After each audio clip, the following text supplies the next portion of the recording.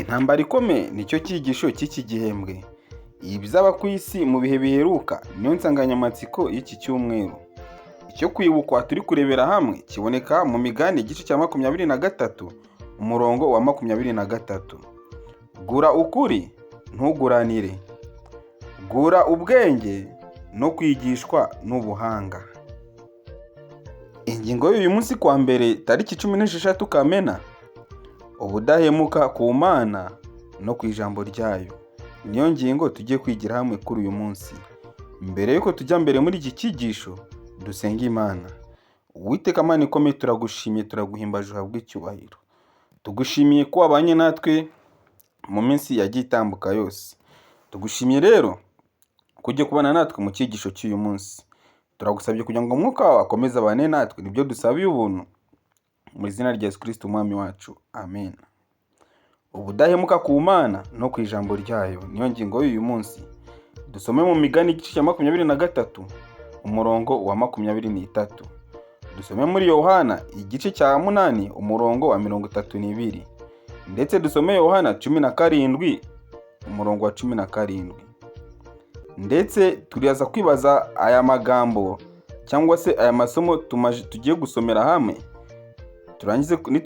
Tumara kuyasoma, turaza kwibaza amasomo yose icyo ahuriyeho.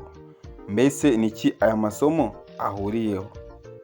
Dusome mu Migani igice cya 23 umurongo wawo wa 23. Kandi niryo somo ry'icyo kwibukwa muri iki tujye kuzirikana cyane muri iki cyumweru.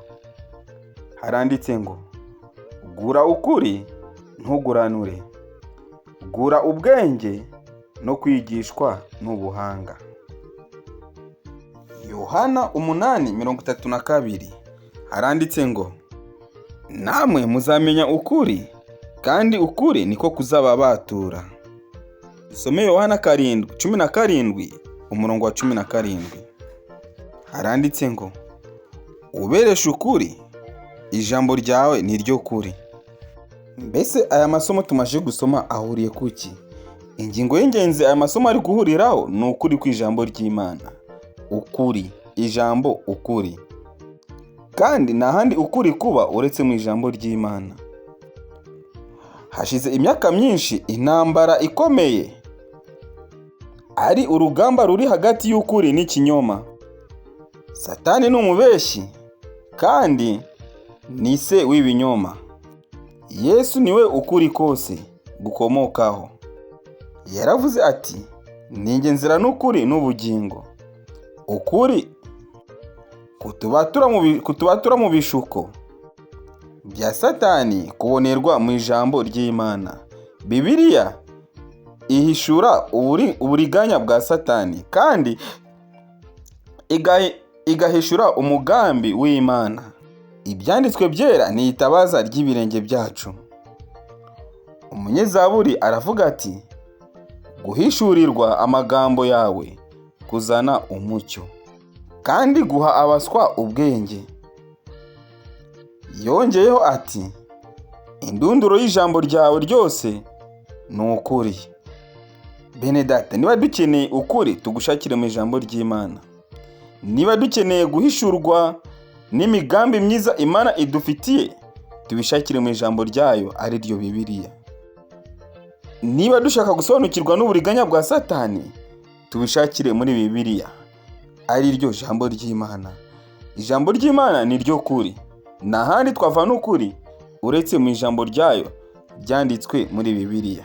Urwandiko rwa kabiri rwa Petero igice cya mbere turasoma umurongo wa 16 tugeze 21. Mbese ni ibihe byiringiro intumwa iduha byerekeranye n'ubuhanuzi? Ni ikihe kigereranyo akoresha kugira ngo agaragaze akamaro k'ijambo ry'Imana rya gihanuzi? Reka dusome urwandiko rwa kabiri rwa Petero igice cya mbere, dusome umurongo wa 16 tugeze 21. Reka dusome.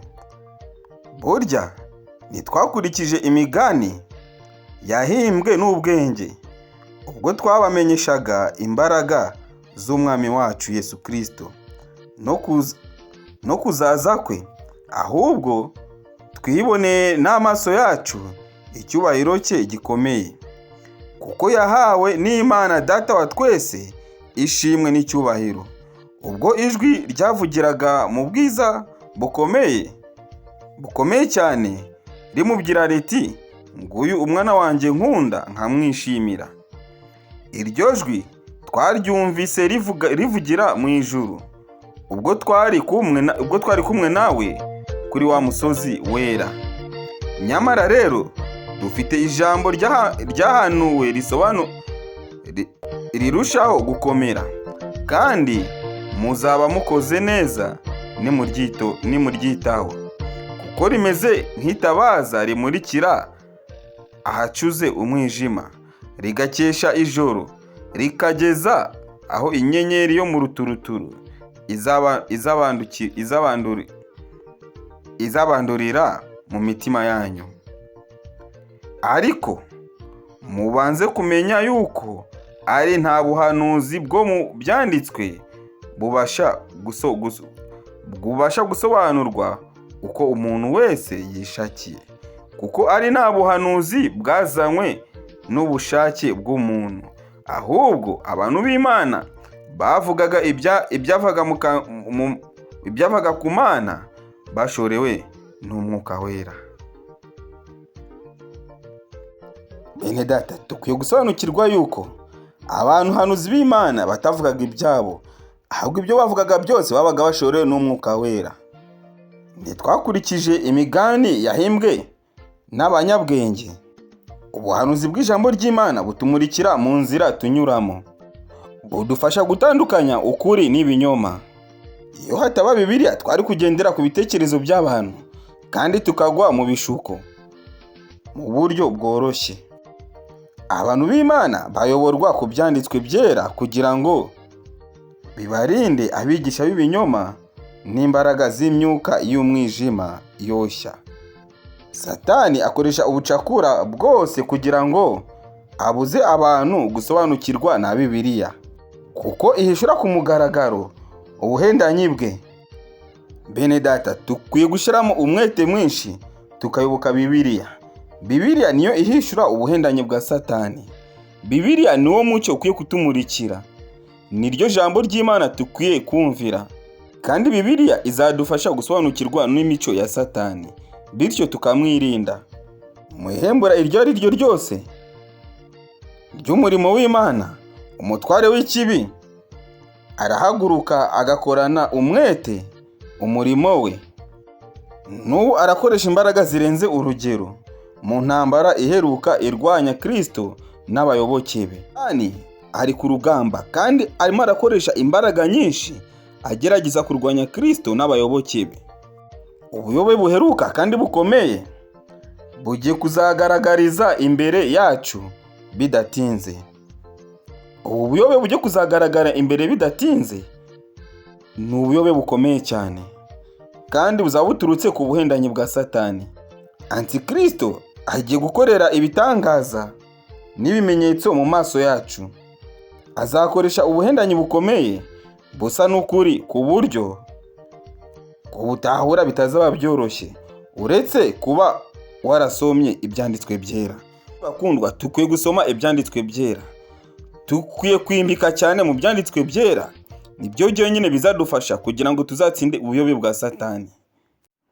Nta n'umwe uzahagarara ashikamye mu gishuko giheruka, keretse gusa abashikamishije intekerezo zabo mu kuri kw'ijambo ryayo.